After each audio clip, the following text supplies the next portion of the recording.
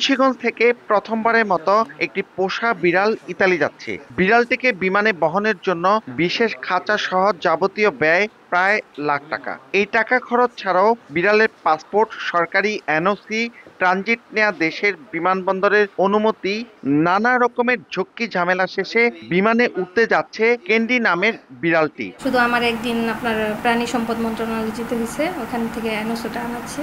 তারপর নিয়ে আসছি, নিয়ে আসার পরে আমাকে এয়ারপোর্ট থেকেই দিয়ে দিছে, পারমিশন দিয়ে দিছে, ওনারা মেল দিয়ে দিছে, বলছে যে আমরা পারমিশন পেয়েছি দোহার এয়ারপোর্ট থেকে এবং রোম এয়ারপোর্ট থেকে, আমার মানে কনফার্ম নিতে পারবো। কাতার এয়ারওয়েজে $350 পে করতে লাগবে যদি ওর ওজন 30 কেজি থেকে নিচে হয়, আর যদি 30 কেজির উপরে হয়ে যায় এই বক্সটা সহ, সেহেতু আমাদের $600 পে করতে হবে। জেলা প্রাণী সম্পদ কর্মকর্তা জানিয়েছেন, তার কার্যালয়ের তথ্য মতে প্রথমবারের মতো মুন্সিগঞ্জ থেকে পোষা বিড়াল ভিন দেশে যাচ্ছে। Health certificate, deworming certificate, vaccination certificate এবং মাইক্রোচিপিং, এই 4টা কাজ আমরা করে দিয়ে থাকি। 6 কেজি ওজনের এই ক্যান্ডিকে নিতে বিমান ভাড়া দিতে হচ্ছে $350।